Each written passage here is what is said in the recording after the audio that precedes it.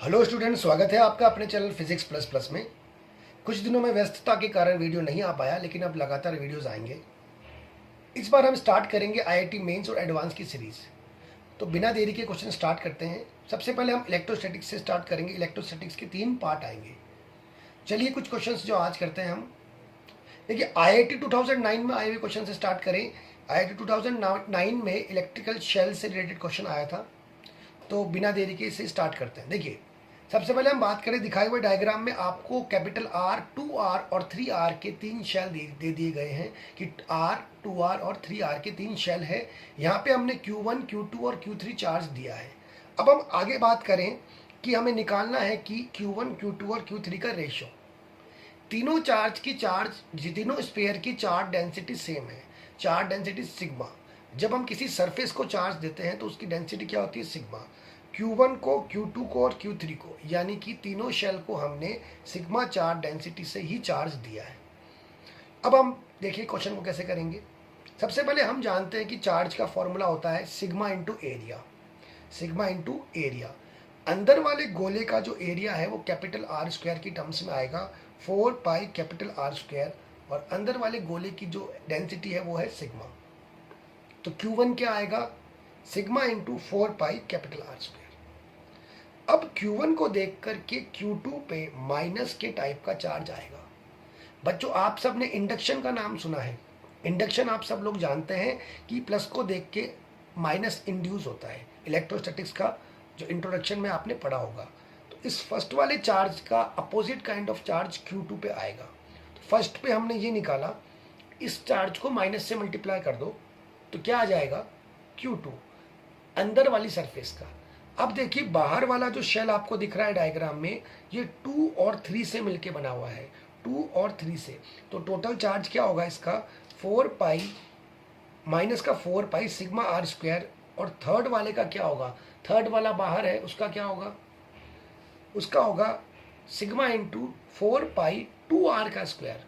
2R का square यहाँ पे बच्चों इसलिए है क्योंकि थर्ड वाली साइड क्या है? थर्ड वाली सरफेस की रेडियस क्या है? 2R। इन दोनों को हम ऐड कर देंगे, 2 और 3 को ऐड कर देंगे। देखिए बच्चों, 2 और 3 से मिलके जो है सेकंड शेल बना हुआ है।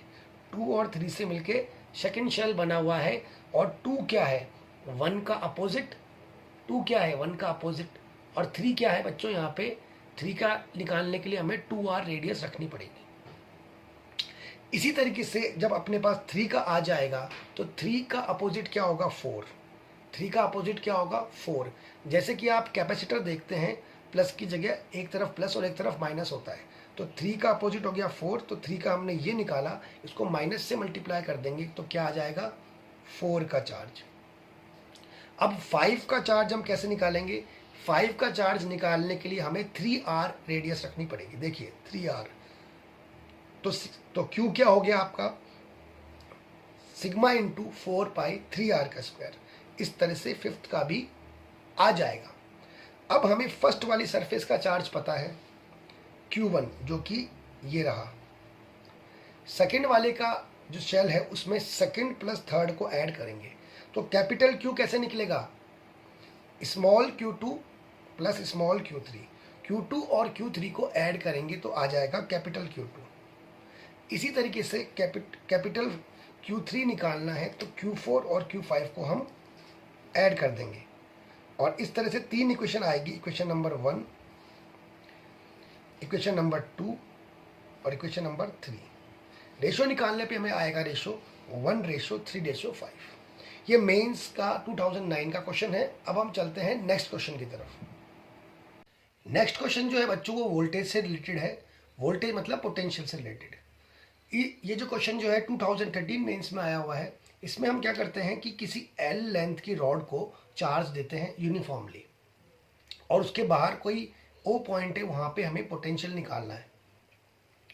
रॉड की लेंथ भी L है और जो बाहर जो पॉइंट है वो भी L डिस्टेंस पे है। टोटल डिस्टेंस यहाँ पे 2L हो गई।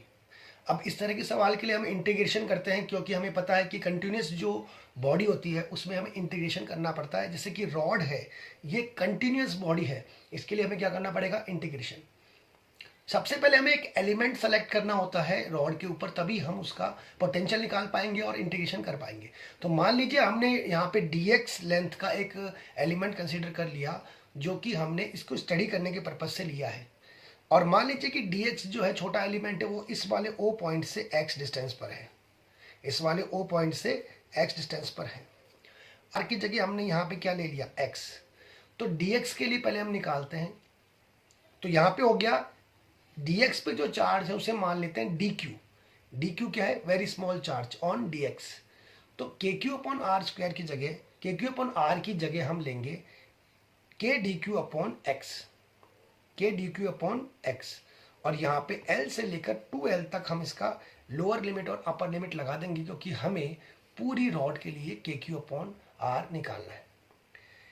यहाँ पे हम देखें कि dq को हमें रिप्लेस करना है। अब कैसे करेंगे, पूरे लेंथ को हमने q चार्ज दिया, पूरी लेंथ को हमने q चार्ज दिया, तो 1 मीटर को हमने q अपॉन l चार्ज दिया। अब dx को हमने कितना दिया, q upon l into dx। Unitary method लगा के हमने, यूनिटरी मेथड से हमने क्या निकाला, dx। अब हम इस dx की वैल्यू को यहाँ पे पुट कर देंगे, तो इसमें कांस्टेंट बाहर आ जाएंगे, k q और l बाहर आ जाएंगे, अंदर बचेगा 1 upon x dx। 1 upon x का dx के रेस्पेक्ट में क्या होता है, log x। उसके बाद log x के अंदर लिमिट क्या रखेंगे बच्चों, l और 2l। क्या रखेंगे, l और 2l। तो log 2l minus log l, log 2l minus log l। अब हमें पता है log का formula, log m minus log n क्या होता है, log m अपॉन n। और इसे काट देंगे हम l से l, तो आंसर आएगा kq upon log kq upon l log 2। ये आ गया पोटेंशियल इस रॉड की वजह से O पॉइंट पर। ये 2013 मेंस का क्वेश्चन है, जिसमें हमने इंटीग्रेशन का फॉर्मूला यूज किया। अब बिना देरी चलते हैं नेक्स्ट क्वेश्चन की तरफ। इलेक्ट्रोस्टैटिक्स का नेक्स्ट क्वेश्चन है बच्चों, यहाँ पे हमें एक स्फीयर दिया है स्मॉल a रेडियस का, और एक बाहर का स्फीयर है स्मॉल b रेडियस का। दोनों के बीच में डेंसिटी वेरी कर रही है, दोनों के बीच में जो एरिया है, दोनों कॉन्सेंट्रिक शेल के बीच में जो एरिया है वहाँ डेंसिटी वेरी कर रही है। किस तरह से वेरी कर रही है, rho is equal to A upon R. तो यहाँ पे डेंसिटी वेरी कर रही है, rho is equal to A upon R, जहाँ पे ए कांस्टेंट है। हमें सवाल में कैपिटल ए की वैल्यू को निकालना है। तो देखिए यहाँ पे क्या गिवन है कि इलेक्ट्रिक फील्ड दोनों का सेम है, अंदर वाले शेल का और बाहर वाले शेल का इलेक्ट्रिक फील्ड क्या दे रखा है, सेम। तो हम बात करेंगे कि हमें पता क्या है, ई ए बराबर क्या है ई बी, दोनों शेल का क्या है, इलेक्ट्रिक फील्ड क्या है, सेम है। अब अंदर वाले शेल को हमने अंदर कैपिटल क्यू चार्ज दिया है, सेंटर पे क्या दिया है, कैपिटल क्यू चार्ज। तो इसका जो इलेक्ट्रिक फील्ड होगा वो क्या होगा, के क्यू अपॉन स्मॉल ए स्क्वायर। अंदर वाले शेल का जो इलेक्ट्रिक फील्ड होगा वो होगा के क्यू अपॉन स्मॉल ए स्क्वायर। और बाहर वाले का हो जाएगा, देखिए बाहर वाले का जो चार्ज है, बाहर वाले शेल में अंदर वाला चार्ज तो ऑटोमेटिकली आ रहा है, तो अंदर वाले का चार्ज प्लस बीच का जो ये एरिया है इसका भी चार्ज निकालेंगे। तो अब हम बात करें के क्यू अपॉन आर स्क्वायर की जगह, अब यहाँ पे K Q upon K Q dash, मान लीजिए K Q dash upon B square आएगा। के क्यू डैश का मतलब बाहर वाले के लिए अंदर का भी चार्ज आएगा और ये बीच के एरिया का भी चार्ज आएगा। तो क्यू डैश मैंने उसको बोल दिया। अब क्यू डैश को कैसे निकालेंगे, देखिए क्यू डैश को निकालने के लिए अंदर वाले का क्यू तो जुड़ेगा, प्लस उसमें इस बीच वाले एरिया का भी जुड़ेगा। बीच वाले का एरिया का इंटीग्रेशन करेंगे, इंटीग्रेशन ए से बी तक, इंटीग्रेशन ए से बी तक, ए से बी तक इंटीग्रेशन करेंगे चार्ज का। अब चार्ज का एक फॉर्मूला होता है density charge, volume charge density into volume, volume charge density into volume. अब हम बात करें कि यहाँ पे अपन बात करें कि वॉल्यूम कैसे निकालेंगे। देखिए वॉल्यूम होता है आपका 4/3 pi R cube, 4/3 pi R cube. और अगर वॉल्यूम को आगे तोड़े हम तो वॉल्यूम क्या निकलता है, एरिया इंटू लेंथ। तो यहाँ पे आ गया area into length, 4 pi r square area हो गया और डी आर क्या हो गया, लेंथ हो गया।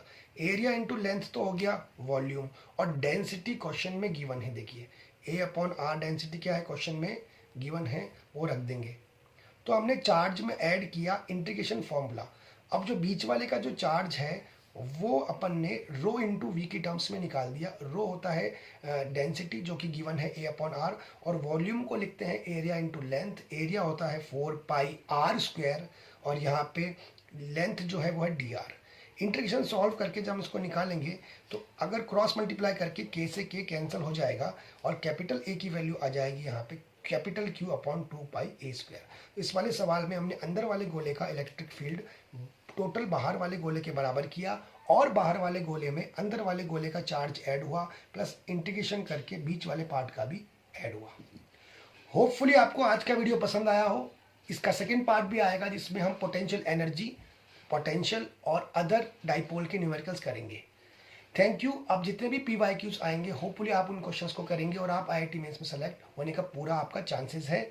इसी तरीके से आप मेहनत करते रहिए और कमेंट में आप बताइए कि किस तरह के और क्वेश्चन आपको चाहिए। Thank you very much.